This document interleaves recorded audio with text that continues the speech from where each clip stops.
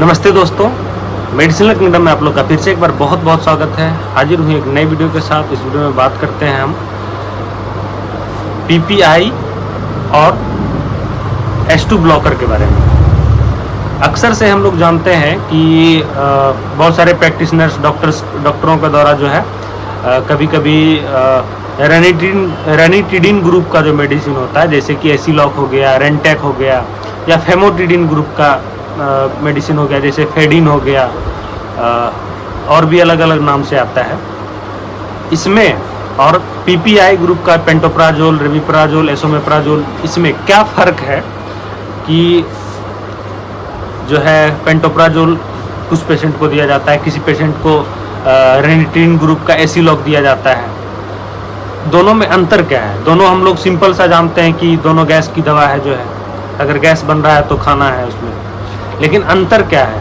क्यों, कब जो है पेंटोप्राजोल पढ़ना चाहिए, कब जो है आपको रेनिटिडिन ग्रुप का जो है मेडिसिन पढ़ना चाहिए, इसके बारे में भी जानना ज़रूरी है। क्योंकि लोग बस सिर्फ इतना समझते हैं कि गैस का दवा है तो एसीलॉक भी खा लो, गैस का दवा है तो पेंटोप्राजोल भी खा लो।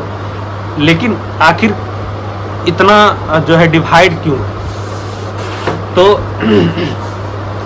रेनिटिडिन, जिसको हम लोग एसीलॉक, रेंटेक बोलते हैं, वो H2 ब्लॉकर्स के अंदर आता है। हिस्टामिन 2 ब्लॉकर उसको बोलते हैं, उसका फुल फॉर्म। तो एक तरफ से रेनिटिडिन जो है वो क्या करता है, हमारे स्टोमक में जो है एक्सेसिव एसिड को जो है वो बनने नहीं देता है, उसको रिड्यूस कर देता है, जिसके वजह से गैस नहीं बनता है, सीने में जलन नहीं होता है, जो नली है, गले का जो नली है उसमें जलन नहीं होता है, तो उसमें जो है हेल्प करता है। और अक्सर लोगों को जो स्टोमक अल्सर वगैरह होता है, पेप्टिक अल्सर वगैरह जिसको हम लोग बोलते हैं, वो उसमें भी जो है H2 ब्लॉकर्स को दिया जाता है। तो जो एक्सेसिव एसिड है उसको बनने नहीं देता है।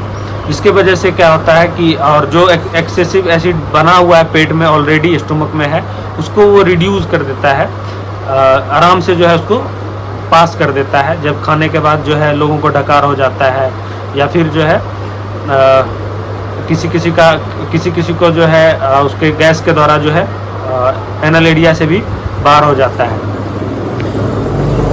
तो हम बात कर रहे हैं पीपीआई और H2 ब्लॉकर, जो कि हम लोग जानते हैं पीपीआई मतलब हो गया पेंटोप्रा, रेविप्रा, एसोमेप्रा, जो जनरली यूज होता है पेंटॉप के नाम से, और भी अलग अलग ब्रांड नेम से आता है। और उसमें और इसमें क्या फ़र्क है, एसीलॉक में और पेंटॉप में क्या फ़र्क है, इसके बारे में जानते हैं। तो उसका भी काम वही है और इसका भी काम वही है। पेंटोप्राजोल भी जो है आपको जो है एक्सेसिव एसिड को बनने नहीं देता है, और जो एक्सेस एसिड बना हुआ है आपके पेट में उसको रिड्यूस करता है। लेकिन ये पेंटोप्राजोल जो है ये मोर इफ़ेक्टिव है, बस आप ये समझ सकते हैं, मोर इफ़ेक्टिव है, आपको क्विक रिलीफ दिलाता है पेंटोप्राजोल। एसोमेप्राजोल या रेविप्राजोल ये जो है क्विक रिलीफ दिलाता है, जल्दी से आपको जो है आराम दिलाता है। इसलिए जो है ज़्यादातर डॉक्टरों के द्वारा अब पेंटोप्राजोल, रेविप्राजोल ही दिया जाता है, जिससे कि पेशेंट को क्विक रिलीफ मिले और लॉन्ग लास्टिंग। लोगों को जैसे रेनिटिडिन जो है लॉन्ग लास्टिंग के लिए नहीं होता था, वो आप जैसे उसको आप कंज्यूम करेंगे तो आपको कुछ देर के लिए आपको आराम मिलता था, फिर आपको जो है परेशानी रहता था। लेकिन पेंटोप्राजोल, रेविप्राजोल, एसोमेप्राजोल ऐसा मेडिसिन है, ये पीपीआई का मतलब होता है प्रोटोन पंप इनहिबिटर। ये जो है ऐसा मेडिसिन है जो कि आपको लॉन्ग लास्टिंग, जैसे आप DSR खाते होंगे या पेंटॉप का कोई मेडिसिन खाते होंगे तो उसको आपको सजेस्ट किया जाता है, या रेविप्राजोल हो, एसोमेप्राजोल हो या पेंटोप्राजोल हो, उसको सजेस्ट किया जाता है कि आप उसको OD लें और खाली पेट में लें, सुबह खाली पेट में एक टाइम। बाकी डॉक्टरों के द्वारा आपको 2 टाइम, 4 टाइम, 10 टाइम, आप 10 टाइम ने 2 टाइम, 3 टाइम भी करवा दिया जा सकता है, वो आपके प्रॉब्लम के अकॉर्डिंग। लेकिन जनरली मैक्सिमम जो है उसको OD खाली पेट में ही दिया जाता है, तो जो है लॉन्ग लास्टिंग रिजल्ट उसका रहता है, इसलिए उसको मतलब जो है एक टाइम ही दिया जाता है। बस फ़र्क सिर्फ इतना है कि ये लॉन्ग लास्टिंग है और क्विक रिलीफ मिलता है इससे। बाकी दोनों का काम एक ही है, एसिड को रिड्यूस करना, एसिड को ज़्यादा एक्सेस एसिड को स्टोमक में प्रोड्यूस नहीं होने देना। तो यही था डिफरेंस H2 ब्लॉकर और PPIs में।